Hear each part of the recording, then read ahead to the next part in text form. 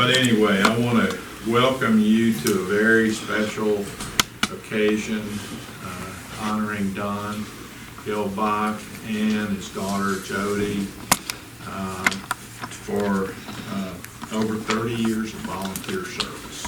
Over 30 years, look at that. Over 30 years of volunteer service. I really wish we had a living room big enough to invite all the members, because I know they would love to be here and be part of that. So anyway, just a little prologue. I met Don Gehlbach in the late 80s. I think that's when we were engaged by Bay Village. Those of you that aren't familiar with Sarasota, Bay Village is a community, high-rise community over here by Sarasota Square Mall. Big pink structure sticks up in the sky. And we were engaged to, they wanted to expand and add an assisted living unit. They only had skilled and independent. And they wanted to add an assisted living element to their community. And at the same time, they had some high-cost debt, and we were going to refinance that. So somehow we got involved, Don and I were just talking about this, we got involved in battling a dissident group of members at Bay Village who didn't want an assisted living. They wanted to stay in their apartments and age out in their apartments. And then when it was time, they wanted to go into Carroll Center, their equivalent of the Carroll Center. And of course, you know, we look at that now and say that doesn't make any sense. You need this intermediate step. So we got involved in that whole process, and it turned out that as I observed Don and the board of directors that he served on over there, I noted that he was the resilient one in that group. And we all know about resilient ones. We know that they're the ones that won't quit. They just continue on in spite of what everybody says, because they know what the right thing to do is. And Don was in that group, and there were, you know, they had a retired ambassador to the United Nations living at Bay Village by the name of Paul Porter. And he was on the opposite side. He didn't want the assisted living. And he would stand up in their quarterly meeting equivalents, and he would basically challenge the board about why we didn't need an assisted living. And also the board was looking to expand, because at that time Bay Village had a long waiting list. And they were talking about expanding. And so Paul led this group that basically said, we don't want to change anything, we don't want to do anything, just leave things the way they are. Now, does that sound familiar? That happened here. But we were able to overcome that. At that point in time, we ended up postponing the project, the assisted living project over there, and just did a refinancing. And John, we saved them a lot of money in doing the refinancing, much lower interest rate. And they ended up getting their assisted living project later. But Don ended up getting off the Bay Village board and starting the group that became our Genesis group for this community. He led that group. He had the vision to say the right thing to do to help people out in the aging process is to give them a campus style community, because that's a high-rise building, and have different levels of care where people can progress as they need the care. So not only was he not a quitter, but he was also a visionary. he went with the then administrator, Joe Reynolds, late Joe Reynolds, to all the state and national association meetings, and he was on the cutting edge of what was going on in the aging field at that point in time. So he was a visionary, and I also think that he was just stubborn. You know, I think it's that Midwestern farmer kind of tough, resilient kind of thing that is the stock that Don is made of. And so I can tell you all this because it ties into our story. When they called us and said, hey, we want to do this new community, different kind of community, we don't have any money, we just have an idea. So basically they came to us and said, will you be our financial sponsor? Will you lend us the money? A not-for-profit corporation, you have to have a board of directors, and will you lend us the money to do this? And I remember John and I sitting around in Jacksonville talking about, well, this is a greenfield project, it's going to be a big project, $150 million. It'll take a lot of seed capital to get this thing ready to go.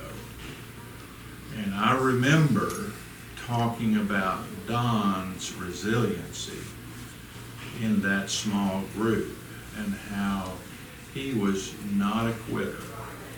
And that factored into our decision to basically be the financial sponsor and loan this corporation that had no assets $12 million. It was that kind of, I'm not going to quit, I'll stay with it no matter what. And that's really what we're here to honor today. That's really what we're here to honor today, is that kind of resiliency and leadership. Don was a huge factor in us making the decision to make that development loan. I want to start by asking a rhetorical question, which is, what gives a man or a woman the right to lead?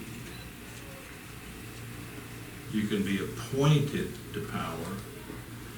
You can come about your power by election, or you can earn it.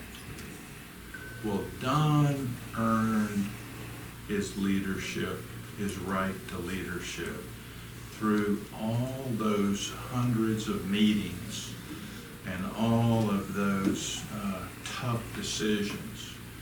He earned the right to lead. Over 3,000 hours, over 30 years.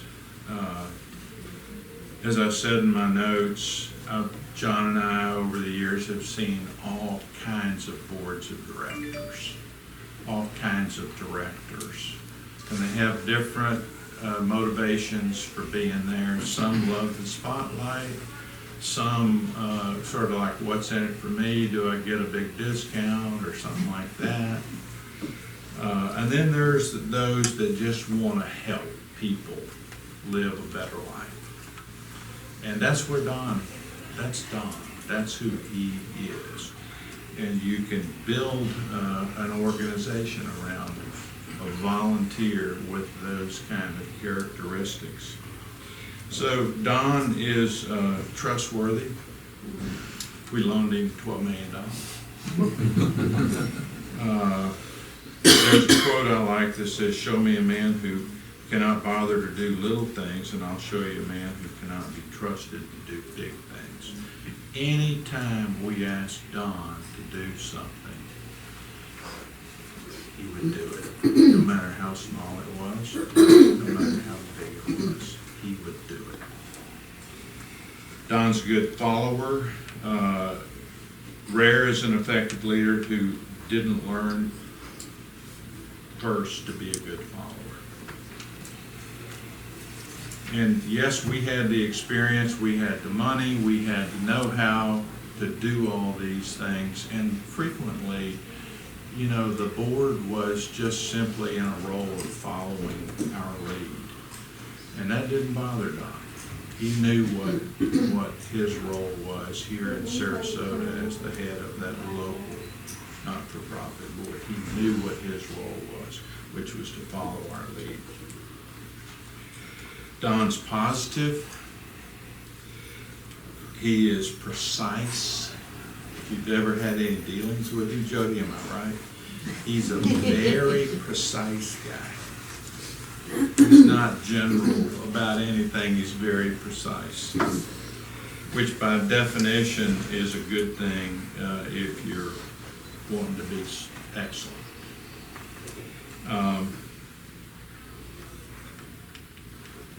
Don's leadership is about influence, quiet influence. He influences through the relationships that he built. And he was our quiet leader on the board. He didn't have to say much, but whenever he spoke, just like the old E.F. Hutton ads, remember? When E.F. Hutton speaks, you know, everybody. Well, that was what happened with when Don spoke. Don's motive on the Glenridge board was always about helping people live better lives. He was not one who wanted the spotlight. He was not one who wanted to say, hey, look at us. We're developing at the time the biggest construction project in Sarasota County. When we did this, it was number one. It was big. He was not one to say, we built the largest, the best, not done. I've known a lot of people in my career, but very seldom do you run across somebody who doesn't have any ego. I'm here to tell you, Don is not a guy with much, if any, ego. That's hard to find in today's world. That's really hard to find. He's one of the best volunteer board members that we've ever run across in our four and a half decades of working in different projects with different people all across this country. One of the best, if not the best. I'm dead serious about that. So on behalf of John Corbin and myself, I know it's safe to say, not only did Don earn the right to have a plaque on the wall, and I think over time, just like the Marvin Gross conference room is now called the Marvin Gross room, this will become the Gehlbach room, the Gehlbach Living Room. And it will be a testament to your service to this organization and all the people that it serves and all the people that it has served over the 20 years. And then there were the years before construction. So I want to ask John to come up and say a few words, and then read Lee Hinkle, who's our president of the board's words. She's over on a cruise in Europe somewhere. But John, come on up. Thank you.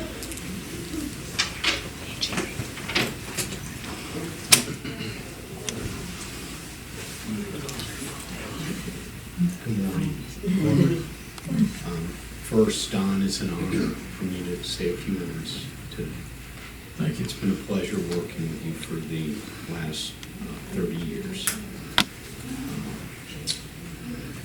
As Jim mentioned earlier, Don was one of the leaders of the first group of visionaries that had this plan and this dream. to build a campus-style community for this greater good of the Sarasota market. And the journey started over 30 years ago. At the time, really as the same it is today, the two known communities in the market were Bay Village and Plymouth Harbor. And 30 years later, it's still kind of Bay Village and Plymouth Harbor. I think that it shows you how difficult a task it was to get a project like this going. And Don, at the time, you were comfortably serving on the board of directors of Bay Village, and you took that leap of faith and said, we can do this.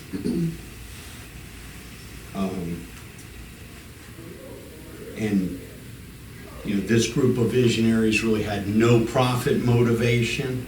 It was nothing more than just, let's do something for the greater good of this Sarasota community. And without Don and this early group of visionaries, Glenridge would not be here today. I don't believe when we all started 30 years ago, we knew the challenges we were going to face, including right on the cusp of financing a $140+ million project when the financial markets had the tragic events of 9/11 in 2001, and we had $12 million at risk, and you always approach those challenges with a positive, forward-looking outlook and had a deep belief in the success we were going to achieve.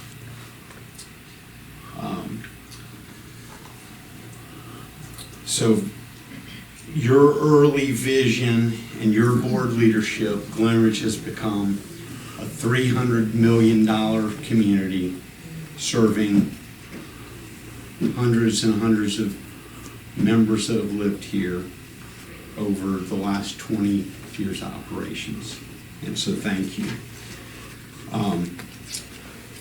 All of your many hours of volunteerism, your role as a chairman of the board, and mostly your love and passion to the Glenridge community and could have contributed greatly to the success this community has become.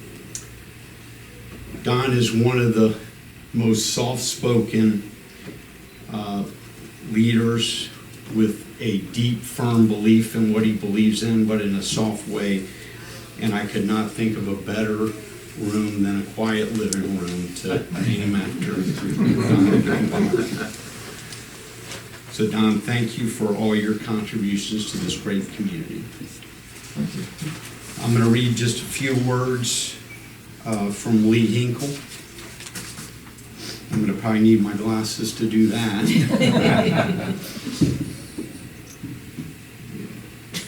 They're a little foggy, it is outside.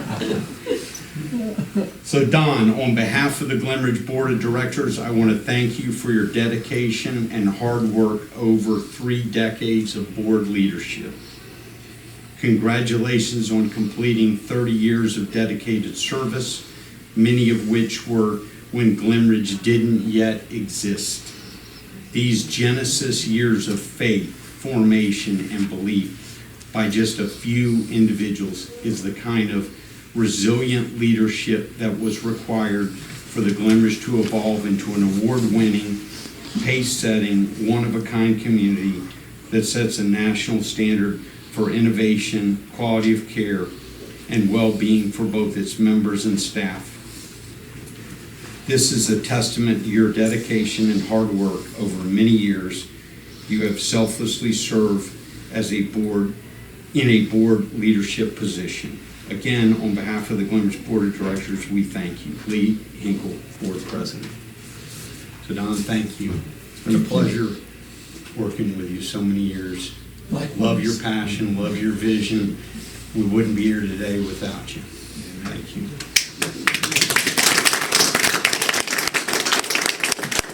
You want to come up, Jody? You want Jody? Han, you want to come up and get on either side of the plaque? We're going unveil the plaque. Ben, there is a plaque under here, right? I believe there is. Come on over here. We want to be able to get pictures here. Okay, turn right around. Okay, now look at the cameras. Let me move out of the way.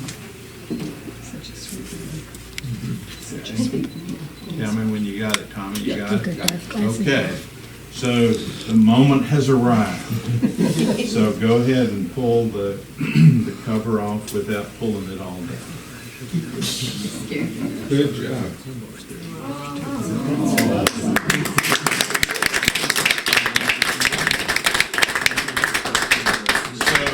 So I'll just read it. One word defines Don Gehlbach's single largest contribution to the Glenridge: believer. As a co-founder in 1990, Don believed the Glenridge would happen when few did. A man of a few words, his unyielding belief, quiet strength, and dogged determination inspired his fellow Glenridge board members through more than 3,000 hours. It seemed like 3,000 years. 3,000 hours of dedicated board service. May 30th, 2023. We're a little delayed on the plaque, but that was done in 1990. So you want to say a few words? Yeah. Okay. I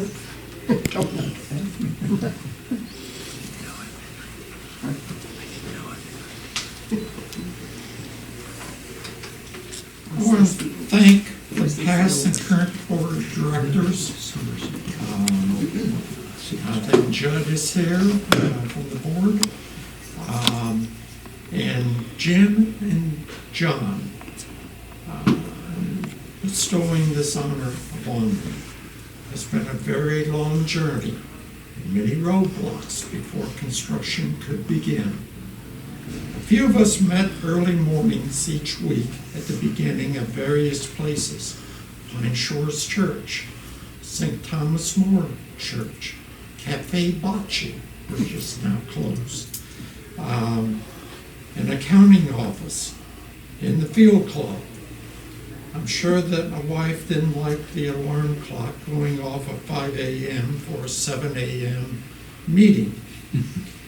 I'm convinced that if you have patience and you believe in the concept that we have planned, a first-class, non-for-profit CCRC, you would overcome the roadblocks.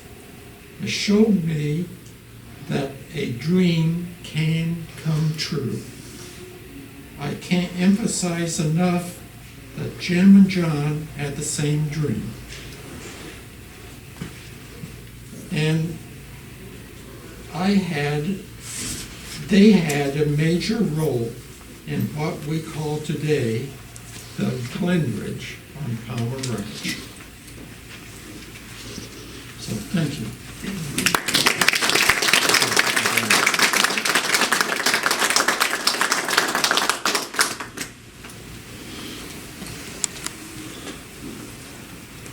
Almost took 30 minutes. That's not bad.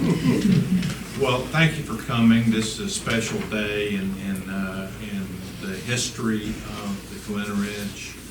I know it's a special day for Don and Ann and Jody and Praxius. It's a very special day for us because well, with the 20-year anniversary coming up, it's just like 20-year birthdays. You know, those decade marks and the birthdays are typically benchmark days and historic days. This is one of those years for us, our 20th year of operation. And I frequently, you know, when you get older, you have flashbacks to a long time ago. Well, I still have these flashbacks of those meetings that we would have. I remember the one at Pine Shores Church, and just like it was yesterday. We were sitting around, there's a small table, and there's Don, and there's Gene, and we were talking about this, and John and I have done these startups our whole career, so we know that there can be this long gestation period for these things to get started. I had no idea, Don, it was going to be a 13-year gestation period to get this thing going, but it's worth it. It's really worth it. And looking at all your faces and the staff, you know, half of the equation here are the members, and half of the equation here are the staff who serve the members. And they really, really, really have played a key role in the evolution of this community and continue to play an even more important role. So we thank you, staff, for coming. And I thank you all for coming. And with that, I think it's almost getting to be lunchtime. So thanks for coming.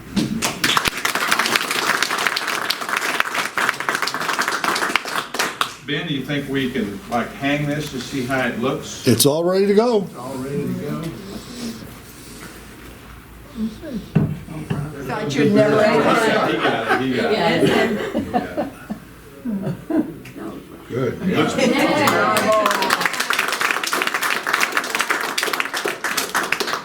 That's great, isn't it? That is really nice. Perfect corner for it. Quiet corner for the quiet man. Okay, thanks everybody. Thanks for coming.